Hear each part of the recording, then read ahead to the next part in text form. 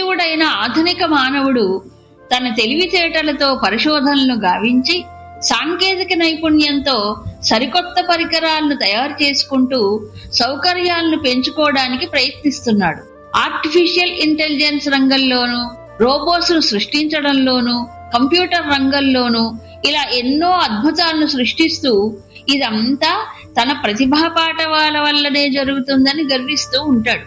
కానీ ఇవన్నీ ఏదో ఒక్కొక్క విషయానికి సంబంధించిన పరిమితమైన జ్ఞానాలే కదా, ఏది నిజమైన జ్ఞానము కాదు. అందుకే వాట్ ఈస్ PhD అని అడిగితే to know more and more about less and less అని ఒక మహాత్ముడు హాస్యంగా సమాధానం ఇచ్చారట. ఏ జ్ఞానము ద్వారా వివిధ రకాల జ్ఞానాలు తెలియబడతాయో అదే అసలు సిసలు జ్ఞానం. దానినే అబ్సల్యూట్ నాలెడ్జ్ అని అంటారు. జ్ఞానాలన్నింటికీ మూలం, ఆధారం అదే. ఈ మూలం జీవుడిలో ఎక్కడ ఉందో, ఎలా ఉందో భగవద్గీత 15వ అధ్యాయంలోని 15వ శ్లోకం సూచిస్తుంది.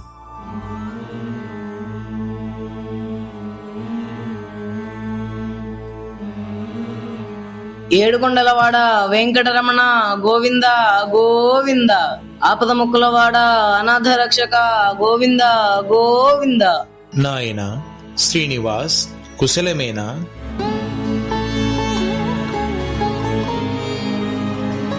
ఏం కుశలమో ఏమో స్వామి. స్వామి, నాకొక సందేహం. నా బుర్రలో ఏమి పెట్టావు స్వామి?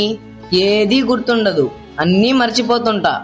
అందరి బుర్రలోనూ నేను పెట్టింది ఒకే బుద్ధి. మట్టినేం పెట్టలేదు. బాగా కృషి చేస్తే అది చురుగ్గా పనిచేస్తుంది. సరైన ప్రయత్నం లేకపోతే అది మొద్దుబారిపోతుంది. స్వామి, మీరు నాకొక వరం ప్రసాదించాలి. సరే, నీకేం వరం కావాలో కోరుకో. స్వామి, నేను చదివే పాఠాలన్నీ బాగా గుర్తుండేటట్లు, దేన్ని మరిచిపోకుండా ఉండేటట్లు వరం ఇవ్వాలి. పిచ్చివాడా, మనిషికి జ్ఞాపకం ఎంత అవసరమో మరపు కూడా అంతే అవసరం. అదేంటి స్వామి అలాగంటారు? మరపు కూడా అవసరమా? అన్నీ జ్ఞాపకం పెట్టుకోవాలి కదా. అది కాదు నాయనా, రెండూ అవసరమే. జీవితంలో తనకు జరిగిన అన్యాయాలు, అవమానాలు, అనుభవించిన కష్టాలు, ఇతరులు అన్న మాటలు ఇవన్నీ మాటిమాటికి గుర్తు వస్తుంటే ఎలా ఉంటుందంటావు? అదొక శాపమైపోతుంది స్వామి. ఎప్పటికప్పుడు అవన్నీ మరిచిపోతే మంచిది కదా. అలా రా దారికి. ఇప్పుడు తెలిసిందా? అన్నీ గుర్తుండనూ కూడదు, అలాగని అన్నీ మరిచిపోనూ కూడదు. అవసరమైనప్పుడు అవసరమైన విషయం మాత్రమే గుర్తుకు రావాలి. దీన్నే మేధాశక్తి అంటారు. అవును స్వామి, నాకిప్పుడు బాగా అర్థమైంది. సద్బుద్ధి ప్రాప్తిరస్తు. శుభం నాయనా. స్వామి, స్వామి. సీను, ఏంటి నా కలవరిస్తున్నావు? అమ్మా, నాకొక మంచి కల వచ్చిందమ్మా. ఏం కల వచ్చిందిరా? ఏం కనిపించింది? మొన్న తిరుమల కొండకు స్వామి దర్శనానికి వెళ్ళాం కదమ్మా. అవును, వెళ్ళాము. అయితే ఏంట్రా? మరేం లేదమ్మా, ఈ రోజు కలలో నాకు వెంకటేశ్వర స్వామి కనిపించాడు. అవునారా? ఎంత మంచి స్వప్నం, నా బంగారు తండ్రి. ఇంతకీ స్వామి ఏం చెప్పాడ్రా నీకు? నాకు అవసరమైన మంచి విషయాలు ఎన్నో చెప్పి మాయమైపోయాడమ్మా. మరి కాకపోతే స్వామి ఎప్పుడూ నీ ముందు నిలుచుంటాడా ఏంటి? స్వామి చెప్పినవన్నీ బాగా జ్ఞాపకం పెట్టుకో నాయనా.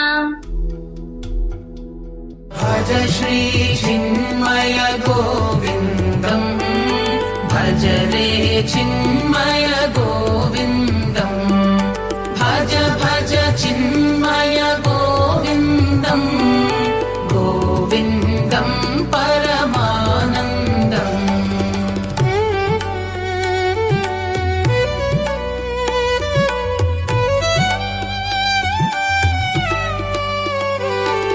సర్వజీవులలో గోవింద, హృదయ సీమలలో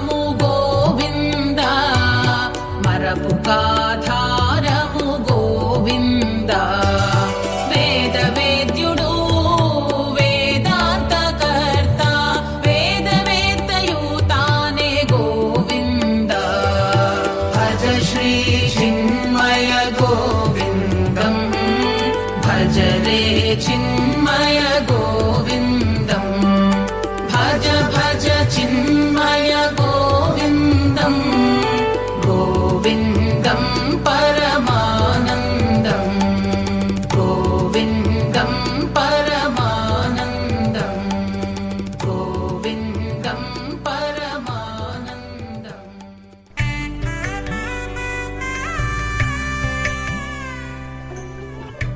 ఒరేయ్ బాలు, నీకు ఆ చెట్టు కింద ఏమి కనిపిస్తుందిరా? అదేంట్రా, నేనేమన్నా గుడ్డివాడిని అనుకుంటున్నావా? అక్కడ చెట్టు కింద ఎవరో ఆవుని కట్టేశారు. ఆ అవునులే, ఆవు ఏ రంగులో ఉందంటావు? ఇవాళ ఏమైందిరా సోము, నీకు కళ్ళు కనిపించట్లేదేంట్రా? ఆ ఆవు నల్లగా ఉంది, దాన్ని కపిల గోవు అంటారట. ఒరేయ్, అక్కడున్నది ఆవు అని, అది నల్లగా ఉందని నీకెలా తెలిసిందంటావు? బుర్రలో కాస్త బుద్ధి ఉన్నవాడికి అర్థం అవుతుంది. నీకివాళ మతిపోయిందా ఏంటి? ఇదో పెద్ద విచిత్రమా? ఆ అక్కడికే వస్తున్నా. నా సందేహం ఏమిటంటే, ఆవు అక్కడెక్కడో బయట దూరంగా ఉంది, మన కళ్ళు ఇక్కడి నుంచి చూశాయి. ఈ దృశ్యం యొక్క జ్ఞానం మన లోపల ఉన్న మైండ్ లోకి ఎలా వచ్చింది? ఒరే తిక్క శంకరయ్య, కళ్ళతో చూస్తే కనిపిస్తుంది, దీనికింత ఆలోచించాలా ఏమిటి? చెవులతో వింటే వినిపిస్తుంది. ఒరేయ్ బాలు, నా సందేహం అది కాదురా, నీకెలా చెప్పినా అర్థం కాదులే. అవునులేరా, నువ్వేమో గొప్ప మేధావిలాగా పోసు కొడుతున్నావు. మేమెందుకు పనికిరాని పిచ్చోళ్ళం అన్నమాట.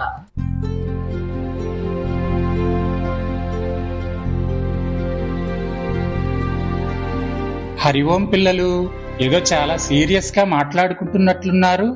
స్వామి, సోముకు ఇవాళ ప్రపంచంలో ఎవరికి రాని పెద్ద సందేహం వచ్చి పడింది. అవునా సోము, ఇంతకీ నీ సందేహం ఏమిటి? స్వామి, మనం ప్రతిరోజు ఎన్నో దృశ్యాలను చూస్తూ ఉంటాం, ఏవేవో శబ్దాలను వింటూ ఉంటాం. అవన్నీ బయట ప్రపంచంలోనే ఉంటాయి కదా. వాటి జ్ఞానం మన లోపలికి ఎలా వస్తుందన్న సందేహం నన్ను వెంటాడుతుంది. మీరైనా నన్ను అర్థం చేసుకొని నా సందేహాన్ని తీర్చండి స్వామి. భలే మంచి ప్రశ్న అడిగావు సోము. ఎంతో లోతుగా ఆలోచించే వాళ్ళకే ఇలాంటి సందేహాలు కలుగుతాయి. శ్రీను, బాలు, మీరు కూడా శ్రద్ధగా వినండర్రా. వింటున్నాం స్వామి. సోము, నువ్వన్నట్లు కళ్ళు, చెవులు మొదలైన ఇంద్రియాలు మన శరీరంలోనే ఉంటాయి. దృశ్యాలు, శబ్దాలు బయట ప్రపంచంలోనే ఉంటాయి. కరెక్టే, కానీ మన మనస్సు, బుద్ధి, చిత్తం లోపల నుండే పనిచేస్తుంటాయి. మనస్సు ఇంద్రియాలనే ద్వారాల గుండా విషయాలను తాకి ఆ విషయ రూపాలను ధరించి లోపలికి వస్తాయి. ఏంటో స్వామి, నాకేం అర్థం కావట్లేదు. ఓహో అలాగా, ఇప్పుడు అర్థమైంది స్వామి. దీన్నే థియరీ ఆఫ్ పెర్సెప్షన్ అంటారు. మీరు ఫిజిక్స్ లో చదువుకున్న థియరీ ఆఫ్ రిఫ్లెక్షన్ లాంటిదే ఇది. మనమేమీ చూడకపోయినా ఎప్పుడో చూసినవి, విన్నవి, ఎప్పుడో జరిగినవన్నీ మనసులో మెదులుతూ ఉంటాయి కదా. అవును, నిజమే. మన లోపల చిత్తం అనే మెమరీ కార్డ్ ఉంటుందిరా, అవన్నీ దాని లోపలికి వెళ్ళి పడతాయి. అదేంటో గాని స్వామి, ఎప్పుడో జరిగినవి ఏవేవో గుర్తొస్తుంటాయి కానీ చదివిన పాఠాలు మాత్రం అస్సలు గుర్తుండవు. అవునరా, మొత్తానికి ఉన్న మాట ఉన్నట్లు ఒప్పుకున్నావు. రే బాలు, బాహుబలి సినిమాలో హీరో పేరు నీకు గుర్తుందట్రా? ఓ, రెబల్ స్టార్ ప్రభాస్, హీరోయిన్లు అనుష్క, తమన్నా. అబ్బో, 6 ఏళ్ల క్రితం వచ్చిన సినిమా హీరో హీరోయిన్ల పేర్లు భలే గుర్తుపెట్టుకున్నావురా. అంటే నీకు సినిమాల మీద ఉన్న ఆసక్తి చదువు మీద లేనట్లేగా? అవును స్వామి, మనిషికి దేని మీద శ్రద్ధ ఉంటే అది బాగా గుర్తుంటుంది. అంతేకాదు, జ్ఞాపకం పెట్టుకోవడం, మరచిపోవడం మన ప్రయత్నం మీద కూడా ఆధారపడి ఉంటుంది కదా స్వామి.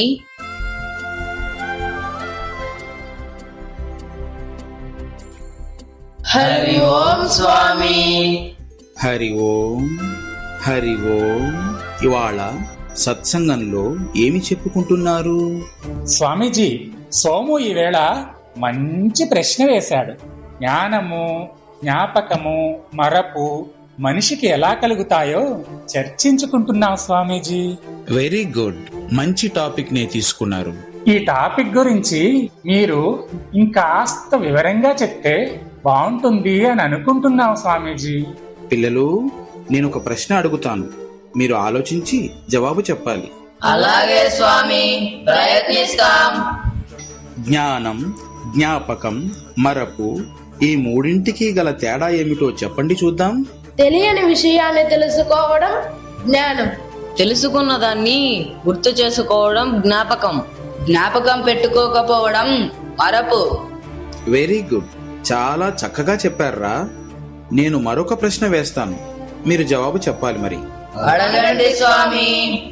ఇది ఫలానా విషయ జ్ఞానమని, ఈ విషయం నాకు జ్ఞాపకం ఉందని లేదా మరచిపోయానని మనస్సుకు ఎలా తెలుస్తుంది? అంటే మనస్సు కంటే వేరుగా లోపల ఆలోచనలను గుర్తించేది ఏదో ఉండి ఉండాలి. అవును రాము, దీని గురించి భగవద్గీత 15వ అధ్యాయంలో శ్రీకృష్ణుడు చాలా చక్కగా వివరించాడు. సర్వస్య చాహం హృది సన్నివిష్టో మత్తస్మృతిర్జ్ఞానమపోహనం చ వేదైశ్చ సర్వైరహమేవ వేద్యో వేదాంత కృద్వేద విదేవ చాహం. స్వామీజీ, అందరిలో దేవుడు ఇక్కడ ఉన్నాడని మా తాతయ్య చెప్పారు. భగవద్గీతలో సర్వజీవుల హృదయాలలో తాను ప్రకాశరూపుడై ఉంటాను అని శ్రీకృష్ణ పరమాత్ముడు చెప్పాడు. ఆ లోపల ఉండే ప్రకాశము ఎలా ఉంటుంది? సూర్యచంద్రుల లాగానా, కరెంటు వెలుగులాగానా? ఇవన్నీ బయట కనిపించే వెలుగులే కదా. వీటన్నింటికంటే వేరుగా ఏదో ఒక విశిష్టమైన ప్రకాశము అయ్యి ఉండవచ్చు. Yes, you are 100% correct. He is light of lights. He is a light without its properties. అంటే భగవంతుడు ప్రకాశ స్వరూపుడే గాని భౌతికమైన వెలుగులకుండే లక్షణాలుండవు. అది ఒక శాశ్వత దివ్య ప్రకాశం. దీన్నే పరంజ్యోతి అని అంటారు కదా స్వామీజీ. అందరి హృదయాలలో నిత్య నిరంతరం వెలిగే ప్రకాశమే పరమాత్మ. ఈ ప్రకాశం వల్లనే మనకు జ్ఞానం కలుగుతుంది. ఇది జ్ఞాపకమని, మరపు అని తెలుస్తుంది. నాకు కలిగిన సందేహం ఇప్పుడు పూర్తిగా తొలగిపోయింది స్వామీజీ. అనేక ధన్యవాదములు.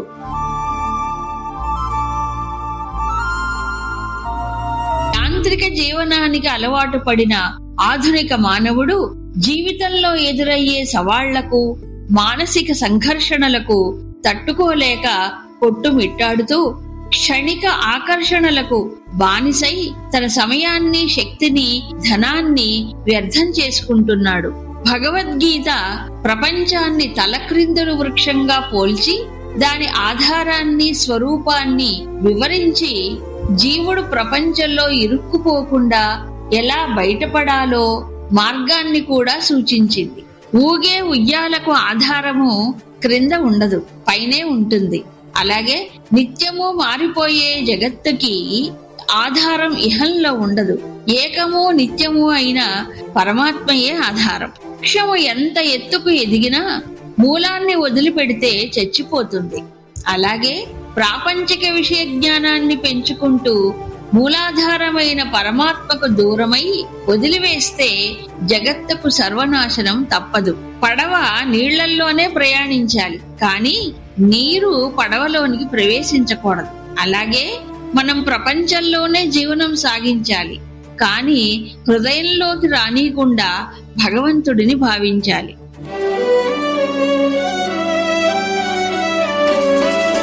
సంసార తరుగుకు గోవింద, మూలమే పరమాత్మ గోవింద.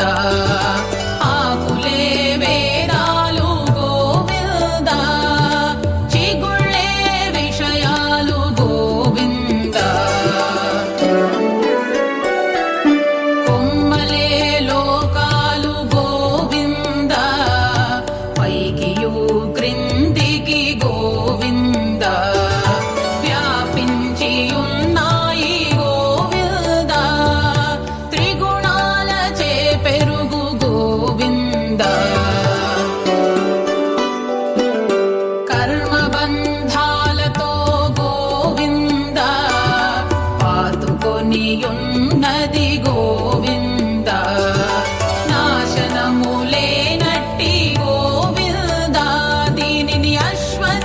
మందురు గోవింద